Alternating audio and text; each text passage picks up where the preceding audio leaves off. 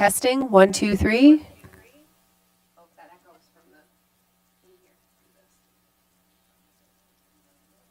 Yeah, it's because it's from me joining Zoom on my thing. So I muted my computer. Testing, 1, 2, 3. Testing. It'll be like 40. There we go. The first one, I think.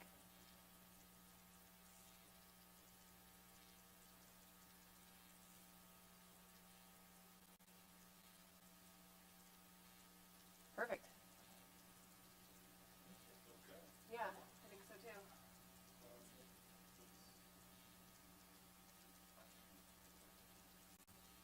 See if Stephanie's heard us and sounds good on her computer. Yeah, Stephanie, if you can hear us, ping me and let me know you can. Oh, she's in. Yeah, no, she went on. She's in the waiting room.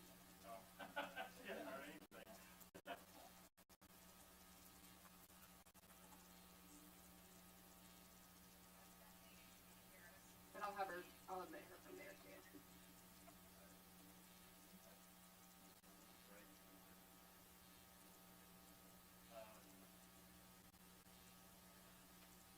I noticed it seemed like it was more sensitive, like it picked up more than just talking in the mic, and so like sometimes I'd kind of back away and it would break up, but if I went right up in the mic, it was clear.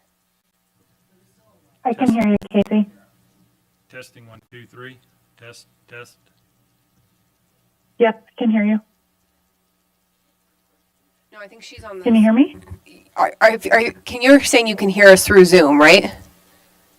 Yes. Yeah, can you check on the stream and make sure you can hear us there? Yes, hold on. You might have to leave the Zoom because then you won't know which one it will be hearing through. Can you hear me? Oh, yep, I hear. You're saying you can hear both Zoom, right? Yeah, I just heard the delay. Stream and make sure you can hear us there. Yep, I can hear both. Yeah, okay. Thank you. You're welcome. Bye.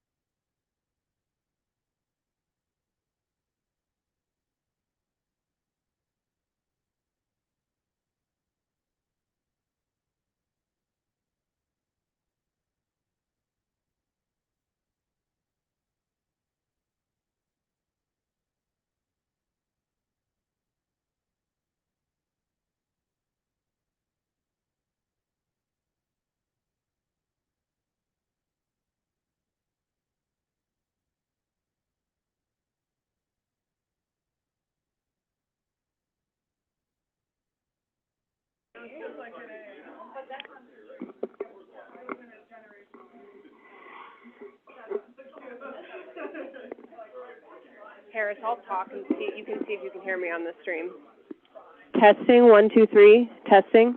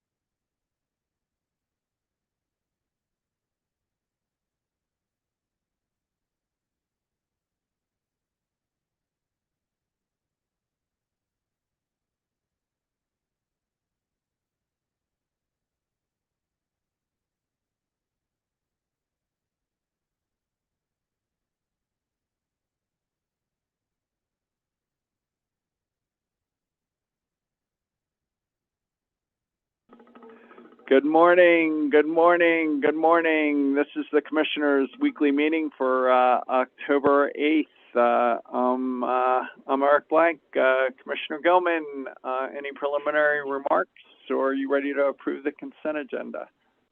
No, nothing, and I would vote to approve the consent agenda. Commissioner Plant?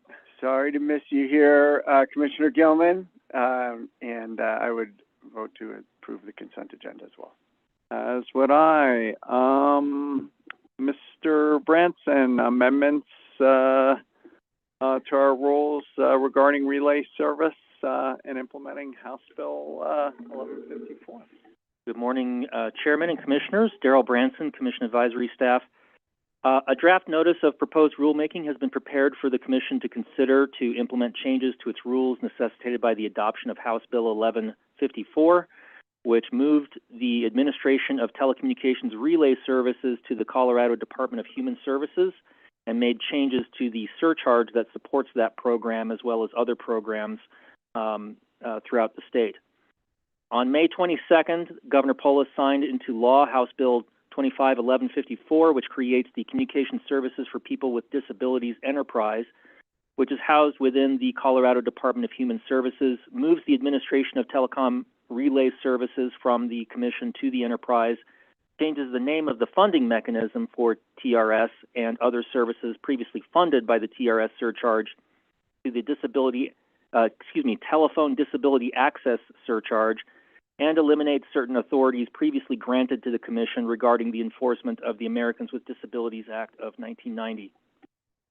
The adoption of this law necessitates some changes to the Commission's rules to comply with the new processes and authorities enacted through this bill. Specifically, these changes include the transfer of the administration of the TRS program from the Commission to the newly formed enterprise under CDHS, the change of the name of the surcharge collected by the Commission and will be continue to be collected by the Commission to fund the enterprise as well as the Talking Book Library under the Colorado Department of Education, and the removal of specific authorities that the Commission had in Title 40, Article 17, directing the Commission to oversee compliance by Colorado telecom providers with the Americans with Disabilities Act of 1990. Draft rules were circulated through a stakeholder network by sending out a draft of revised rules to a large group of individuals provided by the TRS administrator, who previously worked as part of Commission staff and is now the administrator for the newly formed enterprise at CDHS. Additionally, draft rules were sent to participants in the Commission's Senate Bill 21-272 email list, since those are individuals who have already expressed an interest in equity issues at the Commission. The result was only one comment returned from one participant, which was a non-substantive change, which we did adopt in the draft rules that were sent out to you. So with that, I will pause for your questions or provide a recommendation. Yeah, if you can give us a recommendation, that'd be great. The recommendation is that the Commission should open a proceeding and issue a notice of proposed rulemaking and refer the proceeding to an administrative law judge. Commissioner Gilman. I agree. Commissioner Plant. I also agree. As do I, and that can be an ABC decision, opening the proceeding and issuing an OPER. So thank you, Mr. Branson. Thank you. Without Becky, I forgot to do the public comments. Is there anyone who would, Ms. Glustrom? Morning, Commissioners. This is Leslie Glustrom. Thank you for this opportunity. I know you have a big agenda, so I appreciate your time. And I always apologize for my voice issues. I would like to talk to you about federal coal leasing. There is a federal coal, quote unquote, lease sale today at 10 a.m. in Cheyenne. You've probably read about it in the news, where the Trump administration has decided that somehow we'll make America both healthy and great again by burning a lot more coal. We might question those assumptions. But what I'd like to do is help you and anyone who's listening, and hopefully, as you talk to commissioners around the country, help them understand the good news is the geology has our back. The key concept here is that the coal beds in Wyoming, the source of 40% of our country's coal, the source of coal for the coal plants in Pueblo, as well as the coal plant in Brush for as long as it continues to burn coal, The one Excel calls Pawnee, the ones in Pueblo Excel calls Comanche. We don't think Native Americans want to have coal plants named after them. But the key concept is that the coal beds in Wyoming, in the Powder River Basin, are not flat. Rather, they slant down from east to west. The current mines are sort of on the edge of the basin. Think of a basin. Primarily the big ones on the eastern edge of the basin.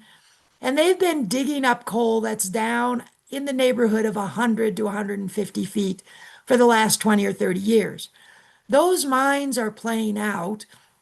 And although there was a lot of commotion around coal, quote unquote, leasing about 10 or 15 years ago, it pretty much died out for reasons of climate change and declining costs of wind and solar. But also because as the mines expand from east to west, with the coal beds slanted down, they're going to have to dig a lot deeper to get to the coal. If you were to look up the 2008 draft EIS for the West Antelope, they called it 2 then, now it's being referred to as 3. Things have changed. The politics have certainly changed, but the geology has not. And the numbers on page 3-8 tell you that the existing leases, you have to go down about 120 feet of what they call overburden, otherwise known as grasses and trees and streams and lots of things like that. Currently 120 feet. In the coal that's going up for lease this morning, we think it's probably going to be the Navajo Transitional Energy Company. They have offices in Broomfield, but they serve the Navajo Nation. They would have to dig down 280 feet. The drag lines that are up there, the big kind of like what you might think of as the big shovels, the dirt shovels, are designed to go down 200 feet. So 280 is generally out of reach for, you can then build, and then you have to build another shelf, and it becomes very expensive. When you've dug a hole, if you have to go twice as deep or more than twice as deep, it's a lot harder. So there were many reasons why the coal leasing issue kind of dried up. And just for the record, obviously the coal is not leased. It's dug up, turned into carbon dioxide, and never returned. The leasing refers back to the law, I believe it was 1920, the Mineral Leasing Act, early 1900s. So that terminology has stayed, even though it's very inaccurate. So I would like to kind of tie this into decision-making by the Colorado Commission. First of all, we don't know how much of that coal that the Trump administration is going to lease will be dug up, but it's highly unlikely that it'll be very much. It's just going to be too expensive. We all kind of know that coal is already more expensive than wind, solar, even without the tax credits, storage. And we also know in Colorado that it's really not as reliable as the proponents might think. You've probably seen Alan Best's story, perhaps seen Alan Best's story this morning about the many outages at the Pueblo Unit 3 plant. According to Alan, offline most of August in 2025. Like, really? During the peak? Oops. So if we go back 10, 15 years to the people who were sitting in your chairs, as I began to understand more about the geology of coal, it's all well documented. I've written lots of reports. The United States Geological Survey has done lots of reports. We would ask Excel, for example, in the 06S234 EG docket, what analyses have you done of your long-term coal supplies? And the answer came back, knocked my socks off, and a whole lot more. No such analysis has been conducted. So what they're saying is we're going to spend $1 billion on a coal plant that's supposed to operate till 2070, and we haven't analyzed the supply chain for the critical component. So that's kind of way more than a textbook example of imprudent business decision making. Kids who are going to do lemonade stands make sure their mom will make them more lemonade. So then we asked them in the 08S520E docket, what analyses have you done of long-term coal supply? The answer came back, no such analysis has been conducted. We did it again in the 09AL299E docket, and the answer came back, no such analysis has been conducted. But sadly, the commissioners, the staff, the UCA, Western Resource Advocates, and everybody else didn't pay attention. So there are a lot of reasons we now know why the commissioners who preceded you, I put a lot of the responsibility at the foot of Chairman Binns, who was key to all of that time and frankly wanted to strangle me for even raising these questions, and I didn't get strangled, so there we are. But I did lose my intervention for having been right, which is kind of ironic and sad. So you can look back now from 2025 and go, whoa, that was not very good decision making. So I would ask, as I have asked many times, that as you face the decisions before you, that you do your very best to drive forwards into the future, not backwards. When we use 20th century models and 20th century thinking, the big grid being extremely vulnerable in this century, let's hope that the commissioners who are sitting in your seats 5, 10, 15 years from now aren't looking back and going, whoa, didn't they understand that we need a whole new architecture, a whole new way of doing this? So as always, I appreciate your time. I very much appreciate your hard work. And I wish you well, of course, and thank you for this opportunity. Proceeding number 21A-0141E, Mr. Eden, Ms. McLaughlin.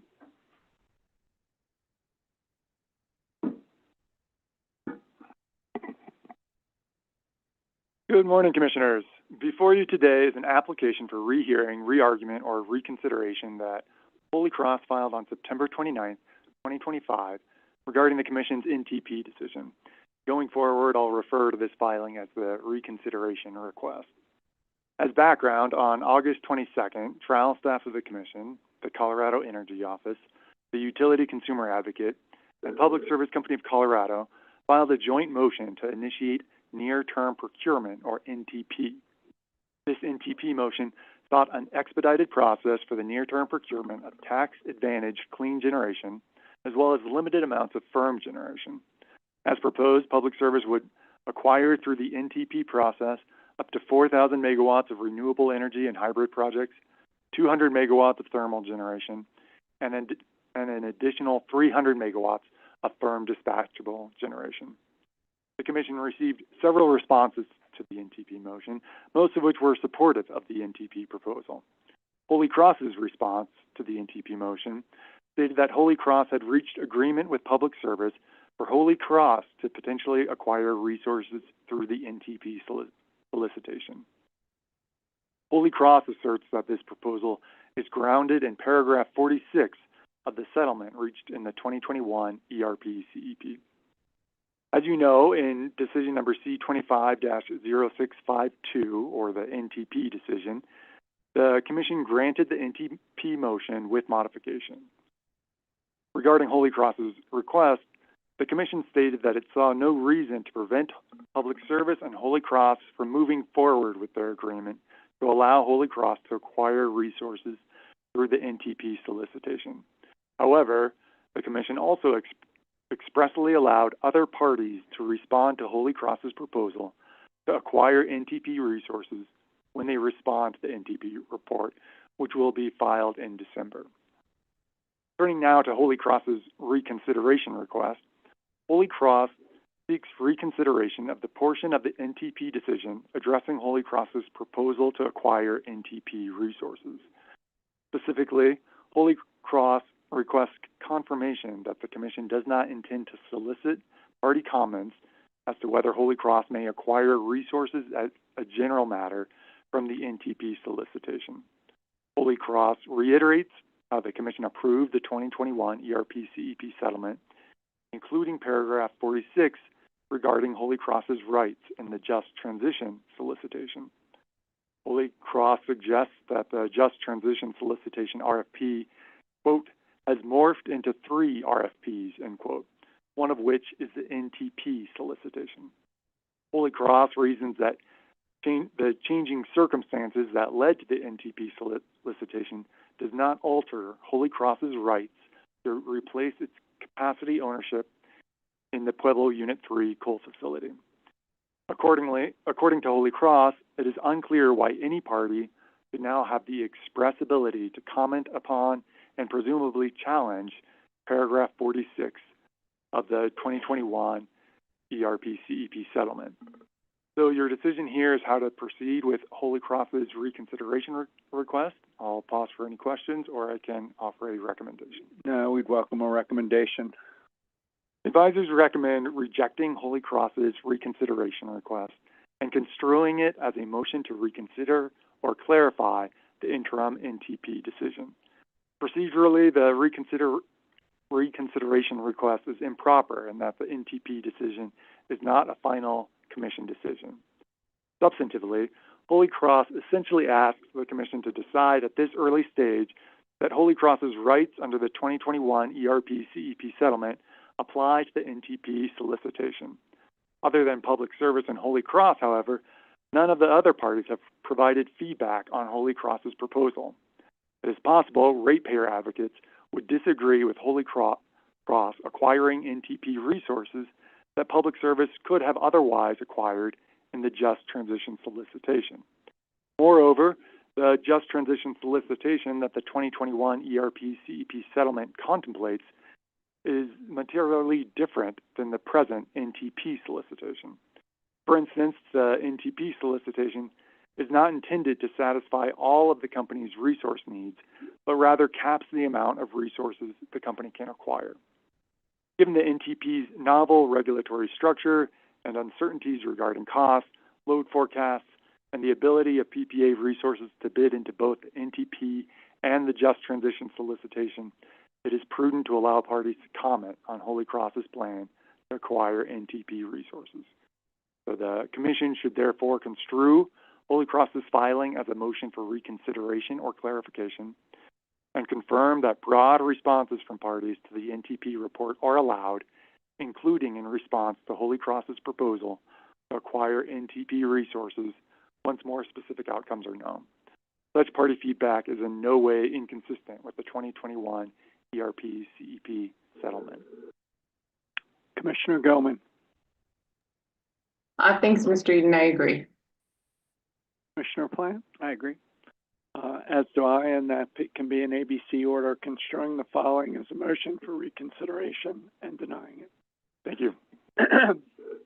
Proceeding number 23A-0633G, Black Hills application for approval of its 24-28 clean heat plan. Ms. Dundas. Good morning, Commissioners. As the Chair just stated, this is Black Hills Clean Heat Plan. Yes, the time has come for this one to come back. Hearing is currently scheduled for 10/27 to 10/29, and last week CEO filed a motion in which it requests that the Commission schedule a pre-hearing conference for this proceeding. CEO requested a pre-hearing conference would be beneficial to discuss the Commission's intentions at hearing, including whether and how the Commission envisions soliciting new fact testimony at hearing, and whether and how the Commission visits eliciting party input concerning legal issues at hearing. CEO requests that the pre-hearing conference be scheduled for 10/13 or 10/17. I have a recommendation if you'd like. We'd like that. I suggest that you deny CEO's request because there's no available time to hold a pre-hearing conference that all three commissioners can attend, and because the questions CEO highlights can be addressed through a written decision. The Commission chooses to not hold a pre-hearing conference, the Commission could concisely respond to the questions posed by CEO in the following manner. To the first question, which is, does the Commission intend to solicit factual evidence from witnesses that is not already included in pre-existing testimony in the first evidentiary hearing? I'd recommend the Commission respond that the Commissioners often use their time to question witnesses on modifications of proposals already in the record and to address potential ideas the parties may have relevant opinions on, but the Commission must ultimately decide the case on the record. However, Commissioners often use the hearing to gather information and party positions relevant to a proceeding. And then to the second question posed by CEO, which is, does the Commission intend on asking witnesses to provide legal opinions regarding beneficial electrification for Black Hills? I'd recommend responding in a written decision that no, the Commission will not solicit legal opinions from expert witnesses who are non-lawyers. Parties will have the opportunity to address legal issues through statements of positions after the hearing. However, many witnesses provide testimony that discusses the relevant legal framework in this proceeding, so questions addressing the statutory framework that do not require a legal conclusion may be asked. Commissioner Gelman. I agree. Commissioner Plant. I agree. As do I, and that can be an ABC decision denying the motion and addressing the specific questions it raises consistent with your recommendation. Thank you. Thank you. 25AL-0380E, Ms. Marcella, Public Service Company, Tariff Fix.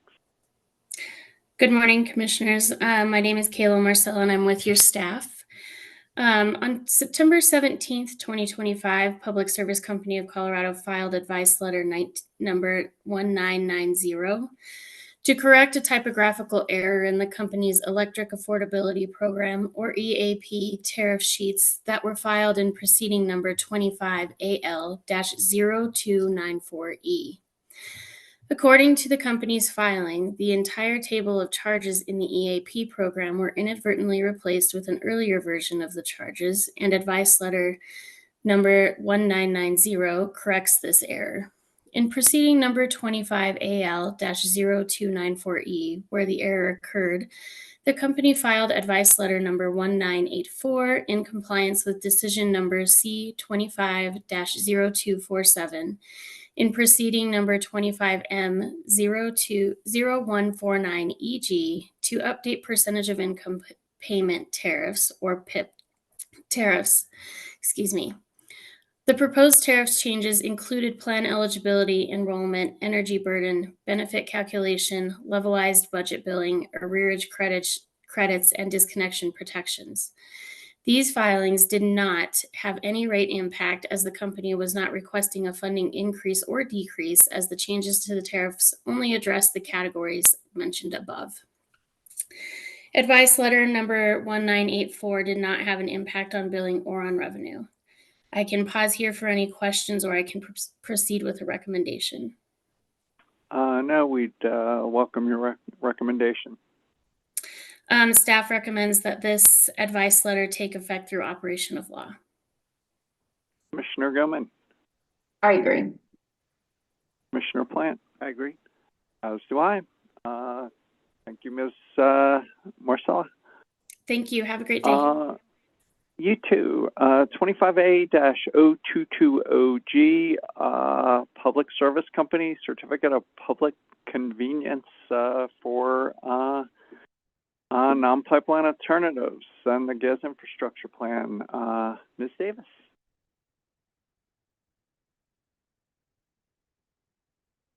Last week, the commissioners highlighted areas of interest for the October 10th technical conference with Public Service. I think your microphone.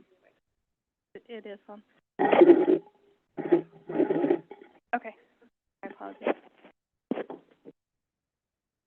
Okay, can you hear me now? Morning, Commissioners. I'm Kimber Davis with the advisory staff. Last week, the commissioners highlighted areas of interest for the October 10th technical conference with Public Service related to the approval of their 2025 to 2030 gas infrastructure plan and certificate of public convenience and necessity and proposed non-pipeline alternative cost recovery structure. Today, staff recommends that commissioners provide Public Service with notification of any witnesses that are not likely to be needed and can be excused from participating in the October 10th technical conference. You're also welcome to expand on any areas of interest for the conference, particularly if something wasn't mentioned last week. Commissioner Gelman. Yeah, thanks. I've identified two witnesses that I think I will not have any questions for. Those two witnesses are Eric Copier, and Kyle Purcell. So as far as I'm concerned, those two don't need to be there at the technical conference, but it is likely I'll have questions for the rest of the witnesses in the proceeding. And the only other area really that I failed to mention last time was especially in the M docket where we looked specifically at cost benefit analysis for the next skip. We had identified that the company should include negative net salvage costs in their cost benefit analysis assessed to the cost of the project. And I believe they have largely done so, but I will note we have an ongoing proceeding where the company is requesting increases to several of those areas. So I think it will be of interest to understand how those proposed changes in another proceeding may impact the cost benefit analysis and different calculations done in this proceeding. So just wanted to bring that point up as well, but other than that, I have nothing additional. Commissioner Plant, anything you'd like to add? I do not have questions for either of those witnesses that Commissioner Gilman was saying she didn't have questions for. Nor do I. Does that give you what you need, Ms. Davis? It does. Thank you. Thanks. And are we going to do an ABC order? I believe the company is listening and got the message. All right. Thank you. I often need to phone a friend. 25A-0345E, Ms. Dundas, appeal of local land use decision for Elbert County regarding a landowner intervention. Good morning, Commissioners. Lindsay Dundas of your Commission Counsel. In this proceeding last week, you deemed the application complete, ordered conferral on a procedural schedule, and established COSA, County of Elbert, and staff as parties to the proceeding. There's one remaining intervention filed by Bar E Ranch Land Holdings, LLC. After reviewing the response and motion to strike filed by Public Service, we bring back today the Bar E Ranch intervention in this proceeding. The Commission received a notice of intervention of right, or alternatively a motion to intervene permissively from Bar E Ranch Land Holdings, which is a property owner in Elbert County that runs a horse breeding center on its land. Its land is part of the proposed Segment 5 pathway, and it states in its intervention that Excel intends to take its property through condemnation if the Commission, in fact, reviews and reverses the county's denial of Excel's permit application. It states that it does have a substantial interest and personal interest in the subject matter of the proceeding, and through its participation, it intends to advance a narrow threshold argument challenging the Commission's jurisdiction to hear and decide Excel's application. Last Tuesday, Public Service filed a reply to Bar E Ranch's motion opposing its intervention, as well as a motion to strike the intervention as of right. Public Service asserts that Bar E Ranch's motion fails to sufficiently identify a legal right that will be affected by the proceeding and an interest in the proceeding that justifies intervention. Public Service requests that the Commission strike the notice of intervention as of right and deny Bar E Ranch's motion for permissive intervention. It claims the intervention of right must be stricken because it contains insufficient information to show how the proceeding would affect a legal right. And regarding permissive intervention, Public Service makes several points. First, that Bar E Ranch's motion was not specific regarding how the proceeding will impact its property, and that proper venue for any related arguments is actually in a condemnation case. Second, that the horse ranch is a separate business that does not appear to have real property interest in this proceeding. Third, that Elbert County will properly represent the ranch's alleged interests, and that from a, quote, public policy standpoint, granting Bar E Ranch's motion to join the proceeding as a permissive intervener, stands to establish a bad precedent for future backstop authority cases, end quote. So I have a recommendation as to how to handle Bar E Ranch's intervention, if you'd like. That'd be great. We recommend granting Bar E Ranch's motion for permissive intervention because ownership of a potentially affected land, as well as residents in the jurisdiction affected by the case, establishes a relevant pecuniary and tangible interest. The Commission has ample discretion as to who to let in as permissive intervener here, and we recommend that Bar E Ranch's participation in this proceeding will aid the evidentiary record. We recommend that if you grant the motion for permissive intervention from Bar E Ranch Land Holdings, then there's no need to adjust the motion or the notice for intervention as of right. If you take that approach, then I also recommend waiving response time to Public Service's motion to strike the intervention of right and denying it as moot. Commissioner Gelman? I agree. Commissioner Plant? I also agree. As do I. And is there another change you'd like to suggest to the procedural schedule? Yes, Chair, thank you. Last week you established the Commission established a 10/15 deadline for filing of a consensus procedural schedule. To aid that conferral process, we also recommend extending the deadline for procedural schedule until 10/17 so that the ranch can more fully participate in scheduling discussions. This makes no difference from the Commission's point of view because we don't have a 10/15 CWM, so there'll still be time to review before the 10/22 pre-hearing conference. Because the decision from last week, the written decision from last week is not yet issued, we recommend supplementing the ABC decision from last week with these two additional decision points. Commissioner Gelman? I agree. Commissioner Plant? I agree. As do I, and that can be an ABC decision granting the order, extending the deadline, and modifying the prior order. So thank you, Ms. Dundas. Thank you. Mr. Davis, proceeding 25A-0367E, Public Service Company, CPCN for solar plus storage. Good morning, Commissioners. I'm Ron Davis of the Commission's Advisory Section. This matter is this application for a CPCN for a new solar and storage facility at the company's Pawnee Generation Station. The project includes a 250 megawatt solar facility that's paired with a 200 megawatt battery energy storage system, and it also includes the associated interconnection facilities. The project comes as an activated backup bid from the company's 2021 Electric Resource Plan with a Clean Energy Plan from proceeding number 21A0141E. This project combines with another project as like-for-like replacements for 3 failed solar and storage bids from the original ERP solicitation. Unlike other recent CPCN filings, Public Service states that it is not seeking any increase in the total cost to construct estimate from what was originally bid.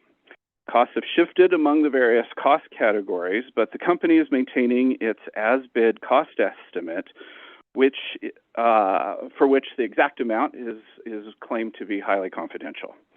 Notably, Public Service has confirmed that for income tax purposes, the project began construction in 2024, such that recent changes in federal statutes and guidance are not expected to impact the project's tax credit qualification. The expected commercial operation date for the project, however, has been delayed from what was bid originally to now having a commercial operation date of December 28th of 2027. And Public Service also presents in its application what it calls an alternatives analysis that demonstrates why the backup bid is claimed to be the most prudent alternative as required by Commission-approved backup bid selection procedures. As is now typical in CPCN proceedings, Public Service seeks approval of proposed project reporting, and as is common in all CPCN proceedings, the company seeks a finding that the noise and electromagnetic field levels are reasonable by Commission rule and require no further mitigation or prudent avoidance measures. Public Service filed the application with supporting direct testimony of 2 witnesses and also filed a motion for extraordinary protection. The Colorado Office of the Utility Consumer Advocate has filed a notice of intervention of right and requests a hearing on the application. UCA seeks to examine whether the project is a prudent replacement for the failed bids and whether Public Service's negotiations with the failed bidders was impacted by replacing the filed PPAs with a company-owned facility. UCA further seeks to confirm that the company's application meets all the requirements contained in relevant statutes, Commission rules, and relevant Commission decisions issued in that proceeding 21A-141E.